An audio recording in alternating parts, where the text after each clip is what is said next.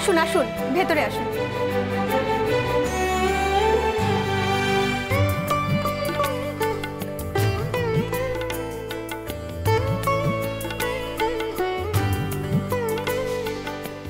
মামি তো আমাকে স্কুলে আসতে দিত না, কতদিন লুকিয়ে এই জানলার বাইরে থেকে স্কুলের ভেতরটা দেখতাম। দিদিমণিদের পড়ানো শুনে শুনে শেখার চেষ্টা করতাম। এই দেখো, ইনি তোমাদের পার্বতী দিদির হাজবেন্ড দেব পাল চৌধুরী, কত বড় একজন সিআইডি অফিসার। হ্যালো। হ্যালো। আচ্ছা তোমরা বসো বসো, তোমাদের যদি এনার কাছ থেকে কিছু জানার থাকে তাহলে এনাকে জিজ্ঞেস করো।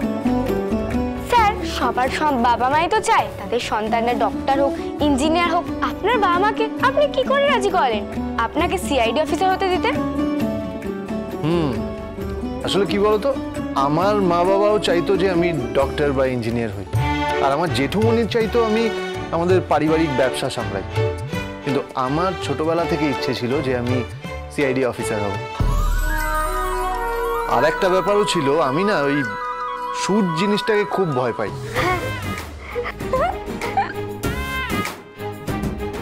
আমি আমার স্বপ্নটাকে নিয়ে বাঁচতে চেয়েছি, সেই জন্য আমি সিআইডি অফিসার হয়েছি। আচ্ছা, পুলিশরা কি ঘুষ নেয়? দেখো, মানুষ যেমন দু রকমের হয়, খারাপ ভালো দু রকমেরই মানুষ হয়, তেমন পুলিশরাও খারাপ পুলিশ হয়, আবার ভালো পুলিশও হয়। একজন পুলিশের লক্ষ্য হলো সত্যিটাকে সবার সামনে তুলে ধরা, সত্যিটাকে সামনে আনা।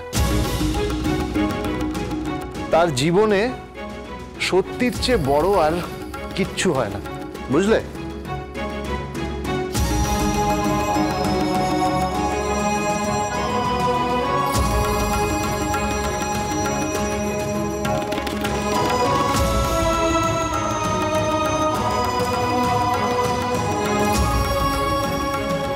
সত্যমেব জয়তে, যে সত্যিটা বলতে চায় জয় সবসময় তারই হয়। তবে তাকে যখন মিথ্যেবাদীরা ঘিরে ধরে তখন তার চেয়ে বেশি হতভাগ্য আর কেউ হয় না। মিথ্যে তাকে কুড়ে কুড়ে খায়, সে শান্তিতে ঘুমোতে পারে না।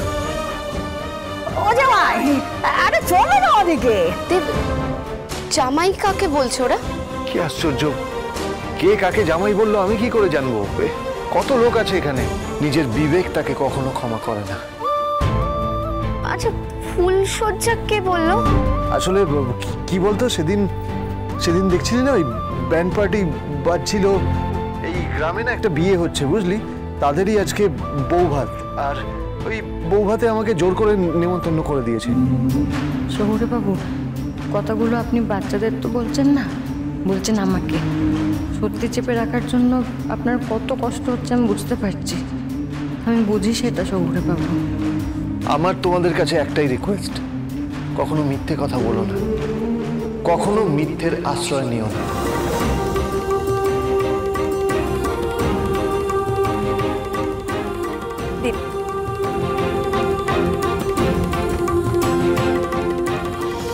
এই নাও পার্বতী।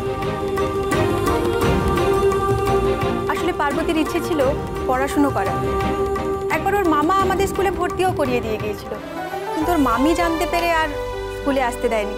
তবে আমরা শুনেছি আপনি ওকে শহরে নিয়ে গিয়ে পড়াশুনো করাচ্ছেন, তাই আমাদের তরফ থেকে এই সার্টিফিকেটটা ওকে দিলাম, যাতে শহরের কোনো স্কুলে অ্যাডমিশন নিতে ওর কোনো অসুবিধা না হয়।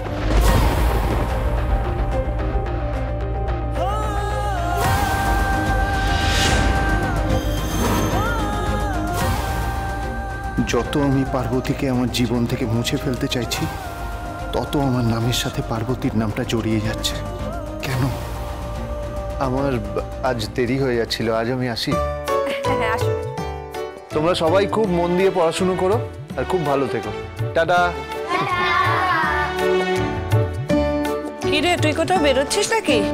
হ্যাঁ, খেলার স্কুলে আজকে প্যারেন্টস টিচার মিটিং, তো আমি আসছি। তা একা যাবি? আর কে যাবে মা? খেলার তো মাও আমি আর বাবাও আমি, আরেকজন তো আমার সাথে কোনো যোগাযোগই রাখে না। এমনকি মেয়েটার সম্বন্ধেও কোনো খোঁজ নেয় না। না রে, আমি ওভাবে বলতে চাইনি। আমি আসলে আমরা কেউ যদি আমি একাই পারবো। কিরে কোথায় যাচ্ছিস?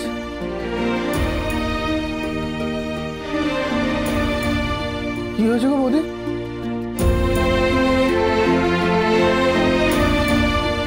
আমার জীবনটাই না ভুলে ভরা, জানো তো ঠাকুরপো। কিচ্ছু ঠিক নেই, কিচ্ছু না, কিচ্ছু না। মানে হঠাৎ কি হলো? এইভাবে কথা বলছো কেন? হঠাৎ হঠাৎই তো ভুলগুলো চোখের সামনে চলে আসে। এটা না, আমার ছোট ছেলেটা কত আদরের ছিল। আমার ছোট ছেলেটা কত দূরে চলে গেছে, কারোর একটা খবর নেয় না, একটা খবর দেয়ও না। আছে তবু নেই। আমার মেয়েটা এস না, কত ভালো মেয়ে, তবু ওর ভাগ্যে কেন দুর্যোগ ঘটলো বলো? ওর স্বামী এইভাবে ওকে ঠকালো। অন্য মেয়ের সঙ্গে সম্পর্ক আছে, সেটা যদি আগের থেকে বলে দিত তাহলে তো আমরা বিয়েটাই দিতাম না। এইভাবে কেন ঠকালো বলতে পারো? কার কপালের দোষে এসব হচ্ছে? নিশ্চয়ই আমার কপাল, আমার কপালের দোষে এসবগুলো। মামুনি, মামুনি নিজের কপালকে দোষ দিও না, দোষ দিও না মামুনি।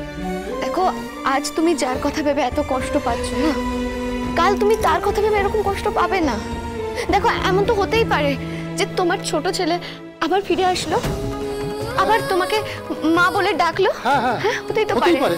হ্যাঁ, তারপর এসনা দিদির হাজবেন্ড হয়তো আবার ফিরে এলো, ফিরে এসে ওকে এখান থেকে নিয়ে গেল, খেলাকে আবার বুকে জড়িয়ে ধরলো।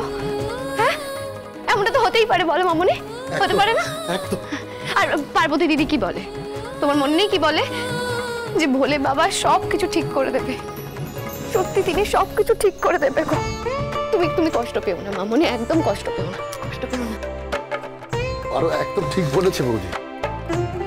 দেখো বৌদি, অন্ধকার না থাকলে আলোর মূল্যটা আমরা বুঝবো কি করে? রাত্রিটা আসে বলে তো সকালটাকে এত ভালো লাগে। জানি ঠাকুর, ও বুঝি, মাঝে মাঝে না বুঝে নিজেকে সান্ত্বনা দেওয়ার জন্য অনেক কিছু বলিও, কিন্তু একটা কথা কি জানিস পারো, যখন আমাদের খুব কাছের কেউ,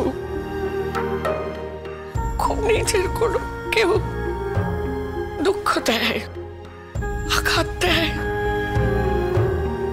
তখন সেটা মেনে নেওয়াটা না বড্ড কঠিন হয়ে পড়ে রে, বড্ড কঠিন। जिंदगी की यही रीत है, हार के बाद ही जीत है। जिंदगी की यही रीत है, हार के बाद ही जीत है। थोड़े आंसू हैं, थोड़ी हंसी, आज गम है तो कल है खुशी। जिंदगी की यही रीत है, हार के बाद ही जीत है। আপনি যে আমাদের স্কুলে এলেন তার জন্য আমরা আপনার কাছে অনেক কৃতজ্ঞ। না না, এইভাবে বলবেন না। Excuse me. So, Any news, officer? Good news sir, আমরা বেশিরভাগ টেররিস্টদের ধরে ফেলেছি, আর বাকি টেররিস্টদেরও ধরে ফেলবো। তবে একজন বয়স্ক মহিলাকে পাওয়া গেছে। তুমি আশেপাশে থাকলে